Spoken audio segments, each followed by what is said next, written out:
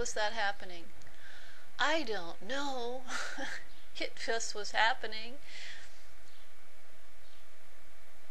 It would be like, you know, the chorus of Handel's Messiah, where they're all singing Hallelujah. It would be like I would open my mouth and the chorus was coming out with all of the bass and baritone and alt. What do you say? Alt. Now I'm forgetting. Alt is the German word. Soprano and mezzo soprano and all of the different, voices in every register was coming out of this one mouth, speaking this mantra. And I felt within me that it is the totality of earth consciousness was speaking through this form in that moment. Now, that was the only time that it happened that clearly, but during this period of time, when I was in India, when this body was in India, through this body, through this mouth, many very similar things were happening.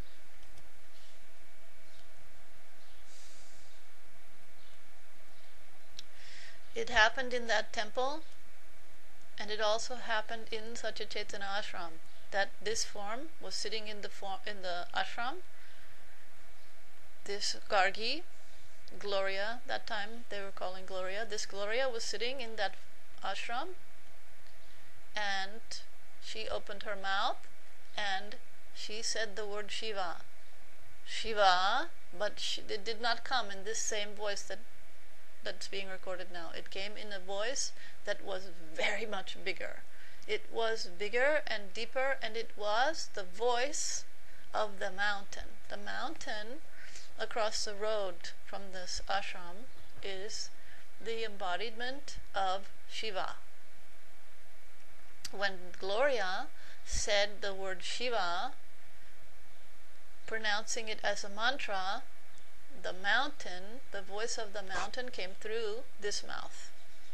Things like this were happening for a short period of time, some weeks or some days, maybe 10 days. During 10 days, this was happening 4, 5, 6 times. The point is that ever since then, the consciousness of I am not this form, I am earth consciousness embodied in a form, came to Gloria, Gargi. Gargi now thinks not of herself as a person with a past. Gargi has no past. That Gloria, she had a past. That past also is gone. Gargi now only feels I am earth consciousness. I am all the forms. All of the consciousness in all of the forms, I am a channel of that.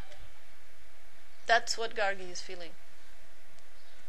Now, consciously speaking of this form, speaking of myself, quote unquote, in the third person. Why? Because there is no I. Especially trying to describe this experience, it becomes so absurd to say I. Because there is no longer any I. So, perhaps this is the reason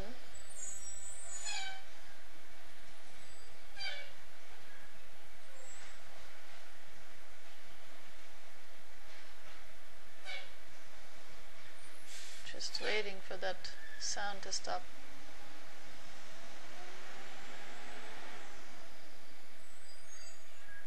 Perhaps this is the reason that I, Gargi, feels that Oprah Winfrey is the same as me. Me and Oprah, same. And this morning, thought was coming, then the thought was coming, why do I feel that Oprah Winfrey and I are the same? Why not feel that I'm the same as everyone? It's a question, So, maybe we'll have to discover that in some days coming. Back to this show yesterday on Oprah. Oprah is talking to 4 men. And the thought was coming, why are these men appearing on this show? Then the thought was coming, well, that therapists pressured them into doing this. And that maybe it has to do with money. But also it has to do with the identification of these people. Oprah identified as a molested child. That Oprah is telling I was molested as a child. Okay, Gargi, that Gloria can also say the same thing. Gargi, no past, but Gloria was feeling I was molested as a child. Okay, that was also happening. But this is so. The point is, what yesterday was happening on the television. Oprah is talking to the young man. Now that Oprah is in a very powerful position, and she was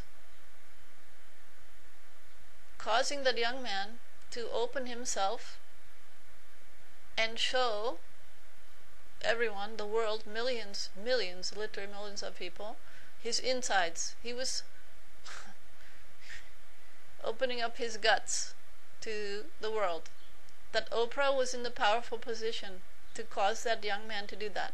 So now we're seeing that person, that Oprah, who was the molested child, now the roles are reversed. Now she can, quote unquote, rape the young man. You see my point? In consciousness. Now I'm not saying anyone is conscious of doing these things. I'm only saying that it's just like a tit for tat, you know? It's not like we're really getting to the point and the heart of the matter. What I was seeing, what Gargi saw yesterday on the television was untruth. Manifestation of untruth. What is untruth? Untruth simply means that everything they were talking was in the past, and it was saddening in a way to see the young man in his position of weakness, because he was saying, that person was saying, the young girl wanted to forgive him. And actually they had some telephone conversation. The young girl had said, I forgive you for what you did. And that boy told Oprah that he did not forgive himself. So what is the cause of the suffering that we have? Now we're having, you see, the young girl who was the quote-unquote victim, and this man is the quote-unquote perpetrator. But actually there is no victim, there is no perpetrator here. Or if you want to think of anyone in any role, then both of them are victims. But I can't see any perpetrator. Perpetrator means that the person had to have some kind of power. In other words, they had to have control and power over what they were doing. And these people don't have that. They were not in control in that situation. They were forced to do what they did by their lower nature.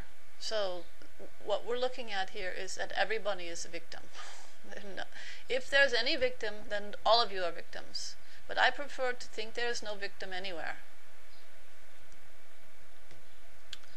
So, what else to say about this? I want that young man to be able to be free of his past. And I want that Oprah form to also be free of the past.